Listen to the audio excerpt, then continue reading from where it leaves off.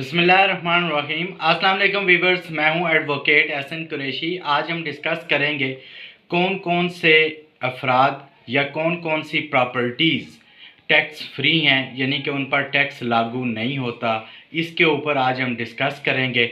इससे पहले कि मैं अपनी वीडियो का बाकायदा आगाज़ करूं, आपसे गुजारिश है अगर आप मेरे चैनल पर नए हैं तो इस चैनल को सब्सक्राइब कर लें और इस वीडियो को भी ज़्यादा से ज़्यादा लोगों तक शेयर करें ताकि ये मालूमाती वीडियो ज़्यादा से ज़्यादा लोगों तक पहुंचाई जा सके। इससे कबल एक लेक्चर के अंदर मैंने ये डिस्कस किया था कि किस प्रॉपर्टी पर कितना टैक्स जो है वो एप्लीकेबल होगा, लागू होगा। उस वीडियो को प्ले लिस्ट के अंदर जाकर आप सुन सकते हैं। उसके अलावा भी आलमोस्ट 600 के करीब जो वीडियोस हैं, जो रोज़मर्रा रूटीन के जो मामलात हैं, कानूनी मामलात, उनके ऊपर भी मेरी वीडियोस रिकॉर्डेड हैं। उनको प्ले लिस्ट के अंदर जाकर आप सुन सकते हैं और दोस्तों के साथ शेयर भी कर सकते हैं। आज सिर्फ हम डिस्कस करेंगे कि वो कौन कौन से अफराद हैं जिनकी प्रॉपर्टीज़ जो हैं, या वो कौन कौन सी प्रॉपर्टीज़ हैं जिन पर टैक्स लागू नहीं होता।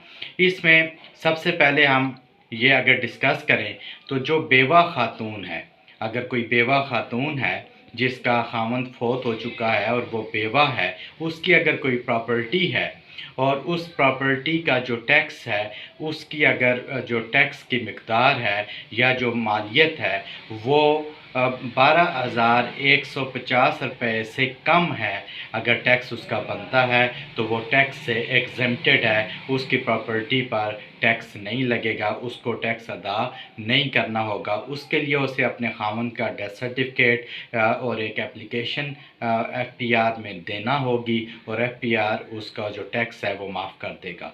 नंबर 2, अगर कोई खातून जो शादीशुदा थी और उसको तलाक हो गई है और उसकी कफ़ालत करने वाला कोई और शख्स भी नहीं है, और अगर उसकी कोई प्रॉपर्टी मौजूद है और उसकी प्रॉपर्टी मौजूद है, तो वो ऐसी खातून भी जो है वो टैक्स से एग्जेम्प्टेड है और उसके लिए भी उसको अपना जो तलाक़नामा है और उसके साथ एप्लीकेशन FPR को देना होगी, तो उसको भी जो टैक्स एग्जम्पशन मिल जाएगी।